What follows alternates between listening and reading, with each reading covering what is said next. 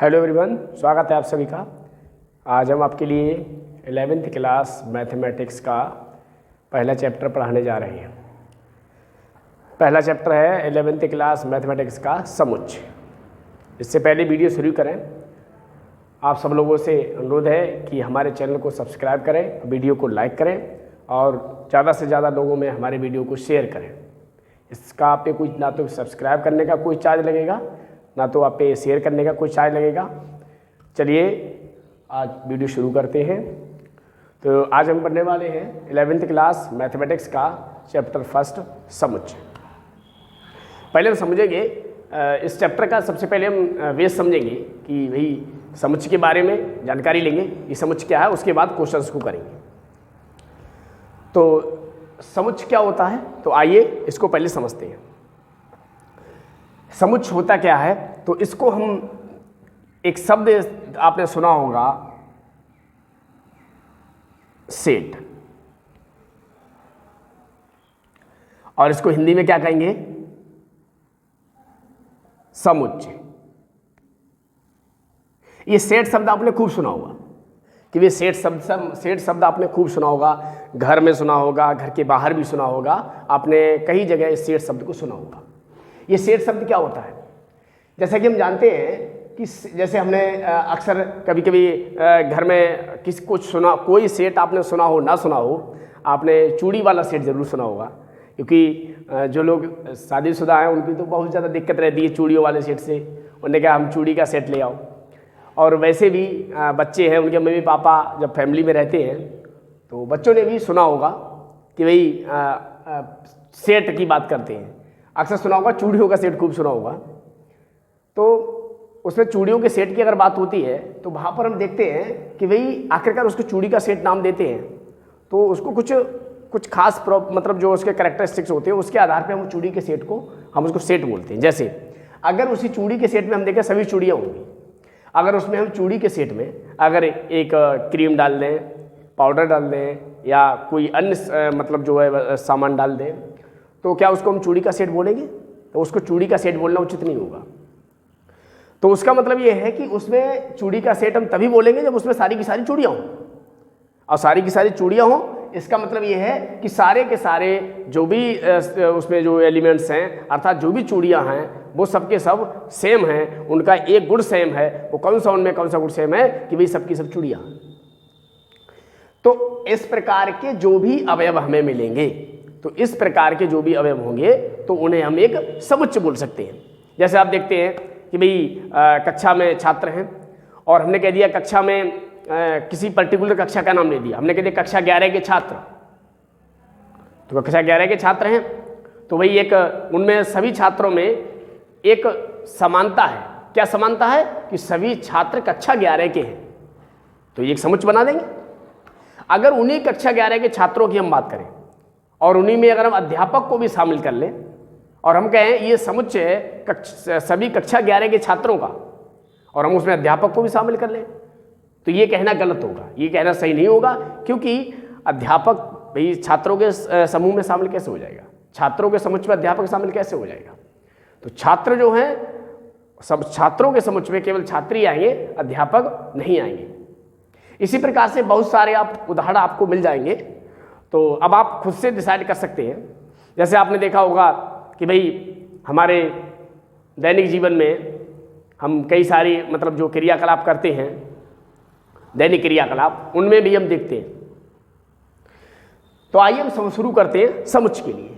तो सेट शब्द इंग्लिश में कहते हैं, हिंदी में कहते हैं समुच्चय।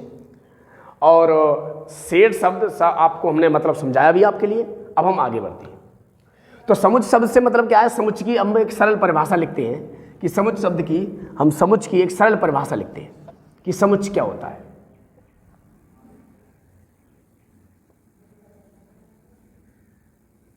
देखिए समुच्चय क्या होता है, हमने बोला कि समुच्चय हम तभी बनेगा जब उसमें सारे के सारे एलिमेंट्स में कोई ना कोई गुण जो है, मतलब कोई ना कोई समानता होनी चाहिए। तो भाई इसी के आधार पर अगर समुच्चय की परिभाषा दी जाए, ठीक है, तो हम ऐसे लिख सकते हैं कि वस्तुओं का या अवयवों का, चाहे वस्तु बोल दो चाहे अवयव बोल लो, ठीक है, उससे कोई फर्क नहीं पड़ेगा, चाहे वस्तु बोल दो अवयव बोल दो, तो वस्तुओं का सुपरिभाषित संग्रह समुच्चय कहलाता है। वस्तुओं का सुपरिभाषित संग्रह, वस्तुओं का सुपरिभाषित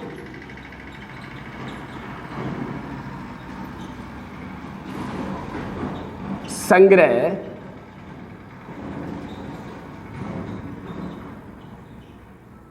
समुच्चय कहलाता है।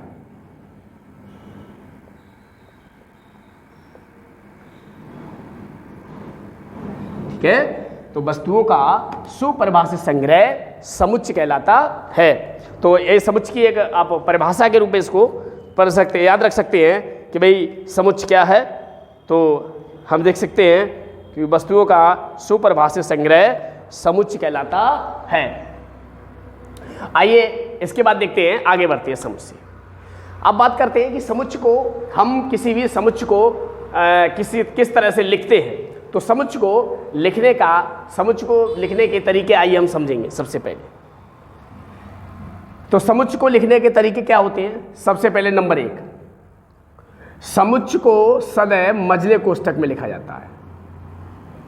समुच्चय को सदैव, ये मझला कोष्ठक ना, इसे मझला कोष्ठक बोलते हैं, मझले कोष्ठक में लिखा जाता है, लिखा जाता है। दूसरा देखिए, दूसरा नंबर देख लिए, समुच्चय को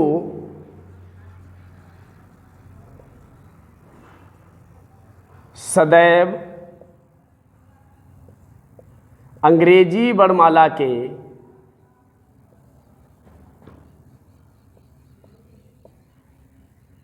समुच्चय को सदैव अंग्रेजी वर्णमाला के बड़े अक्षरों से लिखा जाता है, लिखा जाता है। जैसे हम कहीं पे लिखते हैं, जैसे मान लो कि जो है ये मान लो 1 2 3 4 5 डैश करके अनगिनत तक, ये मान लो एक समुच्चय लिख दिया, और ये समुच्चय का आएगा प्राकृतिक संख्याओं का, और प्राकृतिक संख्याओं के समुच्चय को हम n से व्यक्त करते हैं। तो इसको हम कैपिटल N से लिखेंगे, ना कि हम इस n से लिखेंगे। इस n से लिखना इसको गलत होगा। किससे लिखेंगे? कैपिटल N से। तो समुच्चय को हमेशा अंग्रेजी वर्णमाला के बड़े अक्षरों से लिखा जाता है। अगली चीज देखते हैं, तीसरा नंबर देखिए, समुच्चय को लिखते समय, समुच्चय को लिखते समय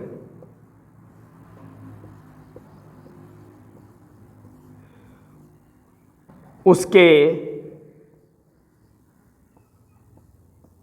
अवयवों का या वस्तु अवयवों का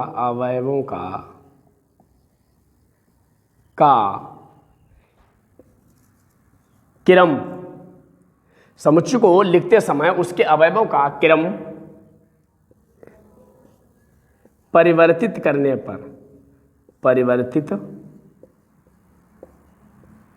पर उस पर कोई फर्क नहीं पड़ता। किस पर? समुच्चय पर कोई फर्क नहीं पड़ता।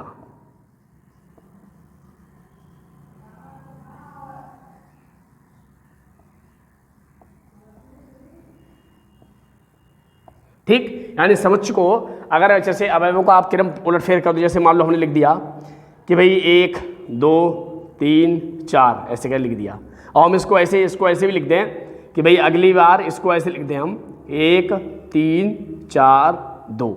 तो देखो इसमें क्रम उलट दिया, तो एलिमेंट्स का क्रम जो हमने उलटफेर कर दिया, समुच्चय में इसका कोई फर्क नहीं पड़ता है। ठीक है, तो समुच्चय में उसके क्रम के उलटफेर करने का कोई फर्क नहीं पड़ता है। चौथी चीज देखते हैं कि भाई सबसे पहले हमने देख लिया कि समुच्चय को सदैव मझले कोष्ठक में लिखा जाता है, और समुच्चय को अंग्रेजी वर्णमाला के बड़े अक्षरों से लिखा जाता है। समुच्चय को लिखते समय उसके अवयवों का क्रम परिवर्तित करने पर उस पर कोई फर्क नहीं पड़ता। चौथा लिखते हैं कि समुच्चय के अवयवों को समुच्चय के अवयवों को सदैव अंग्रेजी वर्णमाला के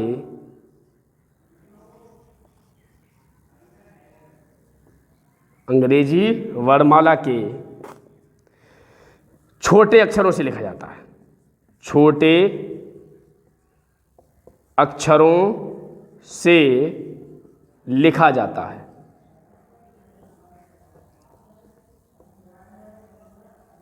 यानी अगर समुच्चय का अवयव है तो उसे अंग्रेजी वर्णमाला के छोटे अक्षरों से लिखा जाएगा, जैसे ए, वी, सी, इस तरह से।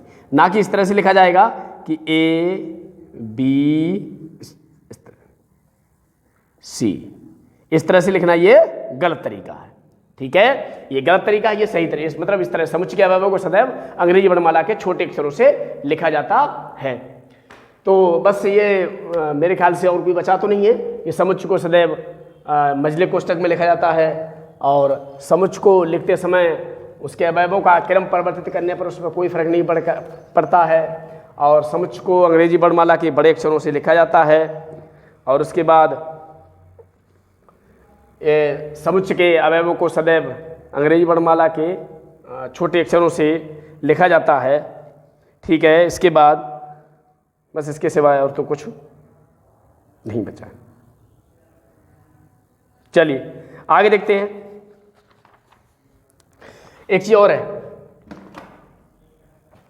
कि कभी भी ऐसे वस्तुओं का संग्रह एक समुच्चय नहीं बनेगा जो तुलनात्मक डाटा हो। कभी भी तुलनात्मक डाटा, तुलनात्मक अवयवों का मतलब जो तुलनात्मक डाटा जो होगा वो कभी भी समुच्चय नहीं बनाएगा। कैसा तुलनात्मक डाटा, उसको हम समझते हैं। आइए देखते हैं कि तुलनात्मक डाटा कैसे समुच्चय नहीं बनाएगा। जैसे तुलनात्मक डाटा की अगर हम बात करें कि ये समुच्चय नहीं बनाएगा,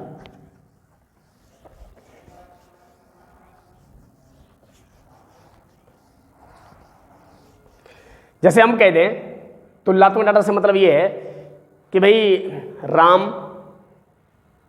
या किसी और का नाम, मतलब हम कहें कि दुनिया के सबसे मतलब जो है खतरनाक जानवरों का समुच्चय, तो भाई ये समुच्चय नहीं बनाएगा।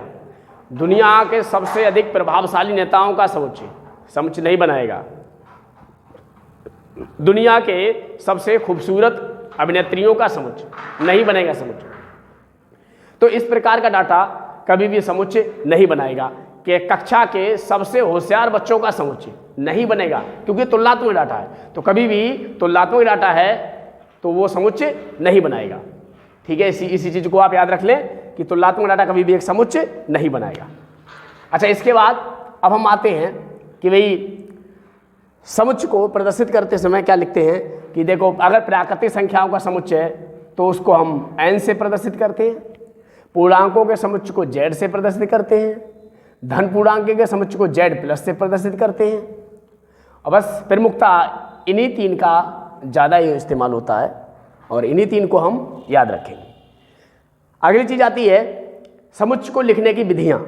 समुच्चय को लिखने की विधियां, तो समुच्चय को दो विधियों द्वारा लिखा जाता है। कौन कौन सी दो विधियां हैं, तो आइए उनको हम जानते हैं। तो समुच्चय को लिखने की दो विधियां हैं, कौन कौन सी। नंबर एक है आपकी समुच्चय को लिखने की विधि, नंबर एक आपकी आती है समुच्चय निर्माण विधि। सॉरी, आपका आता है रोस्टर रूप।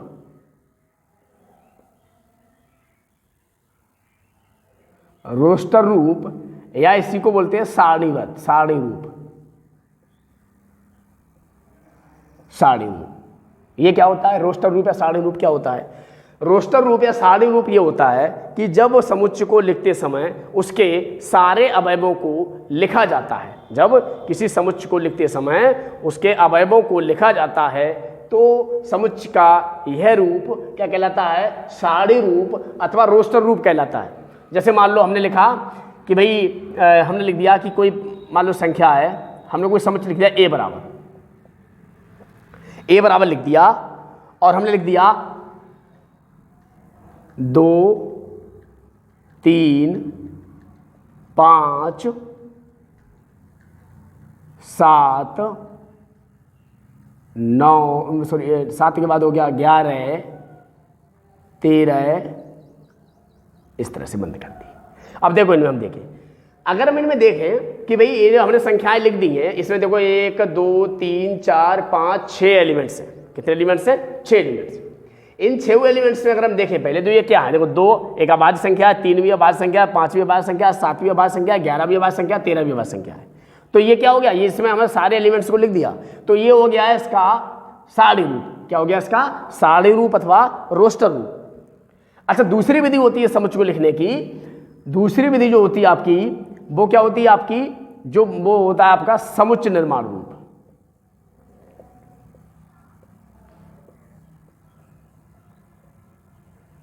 समुच्चय निर्माण रूप। यह समुच्चय निर्माण रूप क्या होता है? समुच्चय निर्माण रूप में लिखने के लिए किसी भी समुच्चय में उसके सारे एलिमेंट्स को नहीं लिखा जाता है। अब जैसे इसको हम क्या लिखें कि मतलब जो है समुच्चय निर्माण रूप में लिखें, तो इसको हम ऐसे लिख सकते हैं कि a बराबर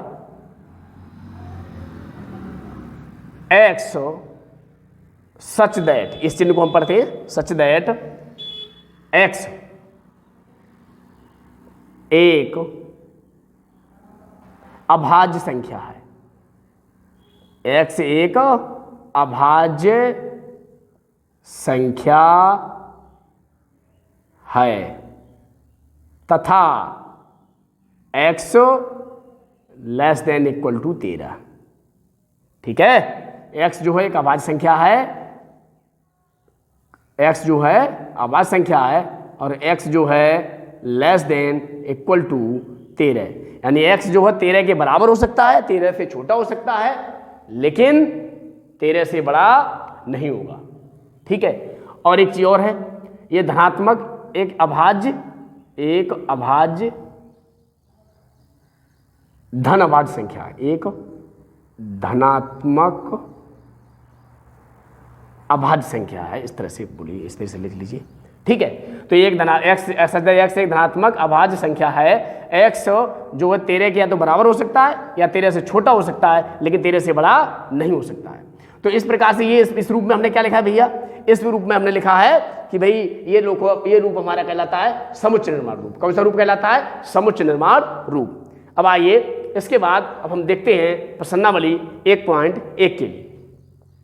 तो इसके बाद हम देखेंगे प्रश्नावली 1.1। तो आइए